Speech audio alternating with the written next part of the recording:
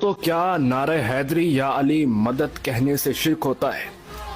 کیا یا علی مدد کہنے سے شرک ہوتا ہے یا اللہ کی رحمتوں کا نزول ہوتا ہے؟ آئیے اس سوال کا جواب قرآن پاک سے پوچھتے ہیں جو ہم سب کے لیے راہ ہدایت ہے، نس ہے، اس سے ہم دور نہیں بھاگ سکتے۔ آئیے قرآن پاک سے پوچھتے ہیں کہ مولا علی کو مشکل کشا کہنا چاہیے۔ جب میں قرآن پاک سے پوچھتا ہوں تو سورہ المائدہ اس کا جواب دیتی ہے۔ اللہ تعالیٰ جل جلالہ سورہ المائدہ میں ارشاد فرماتے ہیں، بسم اللہ الرحمن الرحیم، انما ولیکم اللہ ورسولہ والذین آمنوا الذین یقیمون الصلاۃ۔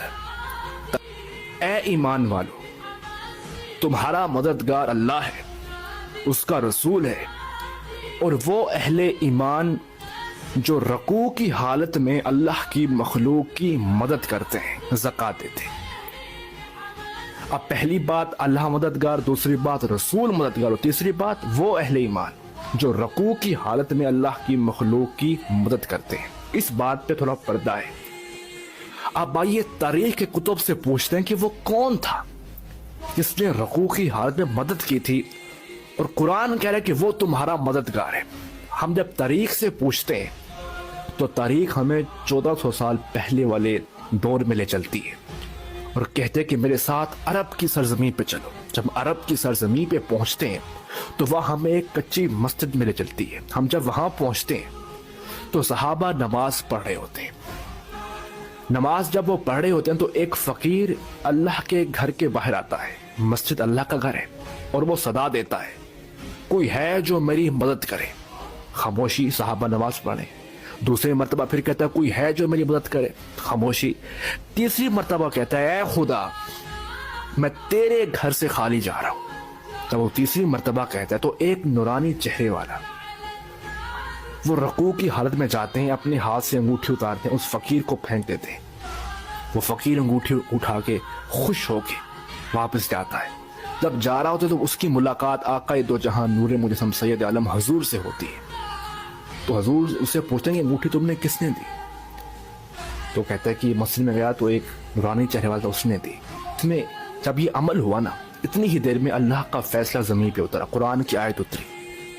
حضور مسجد میں تشریف لے گئے اور پوچھا کہ آپ سب نماز پڑھ رہے تھے، جب فقیر مانگنے آیا تو کون تھے وہ جس نے رکوع کی حالت میں اللہ کی مخلوق کی مدد کی؟ تو سب صحابہ نے کہا حضور وہ اللہ کے شیر مولا علی شیر خدا تھے، انہوں نے رکوع کی حالت میں مدد کی۔ تو حضور نے فرمایا سنو، رب کا فیصلہ ہے، انما ولیکم اللہ ورسولہ والذین آمنوا الذین یقیمون الصلاۃ۔ اے ایمان والو، تمہارے مددگار اللہ ہیں، رسول ہیں، وہ اہل ایمان جو رکوع کی حالت میں اللہ کی مخلوق کی مدد کرتے ہیں۔ تو قرآن نے کہا کہ علی مشکل کشا ہیں، مددگار ہیں۔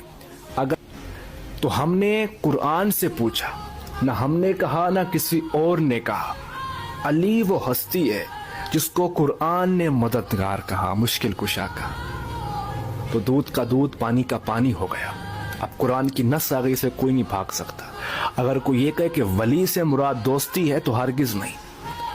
حضرت عبداللہ ابن عباس جس کے بارے میں حضور نے دعا کی کہ ان کو قرآن کا علم عطا فرما، انہوں نے کہا کہ اس کا مطلب ہے مددگار ہونا۔ آپ ان کی تفسیر پڑھیے، عمران جس کو قرآن مددگار کہے اس کو ولی کہتے ہیں۔ اللہ تعالی ہم سب کو راہ ہدایت فرمائے۔